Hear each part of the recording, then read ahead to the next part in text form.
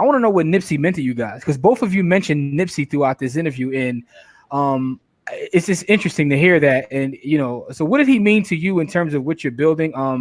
The generation that you guys are a part of. What did Nipsey mean to you, Ross? Let's start with you because I've heard his name a couple times.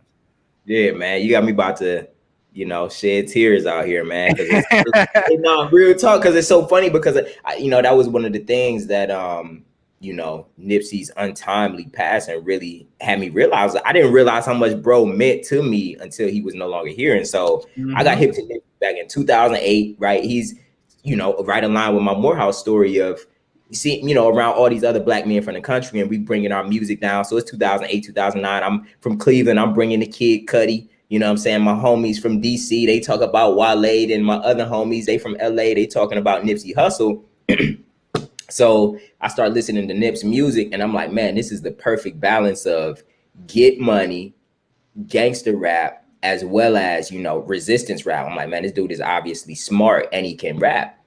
And Mailbox Money in 2014 was the album that came out right when we were building $1 Million Scholar and experiencing what led to the creation of Bro Capital. So that music of Mailbox Money and equity is the highest form of business, and how much did you gross, and the people that, the main quote, the people that create the business models, right? The business model innovation, not product innovation, business model innovation will be the ones that rule the future.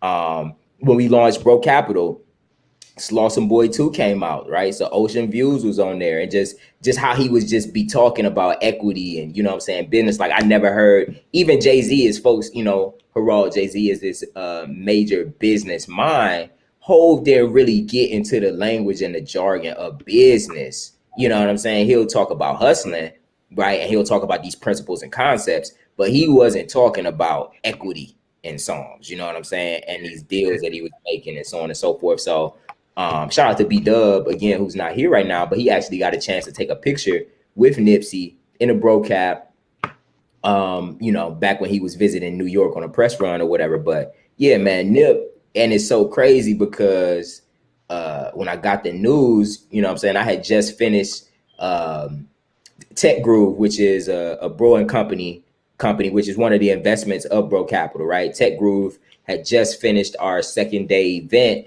And so I'm sitting down, opening up my computer. I'm like, finally, I get to take a load off. Then I open up my computer and I see the news about Nip, and I just immediately got a pain in my left knee. You know what I'm saying? I'm sitting down, but it was like I didn't know what to do, and I just felt pain in my knee. Like, man, this has really hit me. So, and it was so crazy because Nip really, he inspired all of the black men in my circle, even those who aren't in Bro Capital, to reach out to one another and be like, bro, man, I love you. Like, you know what I'm saying? We never know when it's going to be that time. We always think we got more time, but I just wanted to hit you up and tell you, you know what I'm saying? Keep going. I love you. You know what I mean? It was like, yo, back at you, bro. Like, you know what I'm saying? So yeah, man, just to be totally honest with you, man, Nip meant a lot. And I think I could tell both of you guys have brought him up throughout this talk. So I already knew what it was. That's why I asked the question. T. White, what did Nip mean to you? Man, Nip, man, he was a symbol.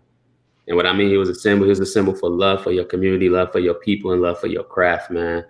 And I really didn't really start honing into, all aspects of Nipsey until after his death, right? Just listening to, Lauren London, listening to the people around him and the different stories, man. I just really start seeing, a connection, a true connection, and just from his vibrations of how he treated his people, how he treated his girl, how he treated his kids, how he treated his community, how he hustled on that corner and created his own store. You feel me? Because during that time where, Nipsey was actually, I remember the night he was killed.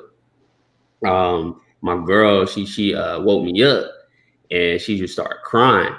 And I'm like, yo, girl, why you crying? And she was like, because, this could happen to you as well, because me and my cousin actually just launched our own brick and mortar store. You feel me? Mm-hmm. Trying to give back and trying to to rock for the community. You feel me? And when she woke me up that night, I just felt his spirit, and I really just started honing in on him and his whole mentality. And man, and bro, he got me just listening to him, listening to his music, listening to, you know, his stories. He really got me through a lot last year, man. So, you know, it's more so his spirit and how he treated the people around him and what he did for his community that really, really empowers me when it came to Nipsey, man. Yeah, man, I could tell just through the interview and the way you guys mentioned him. That's what made me want to ask that question, man. And rest in power to Nipsey, man. Yeah.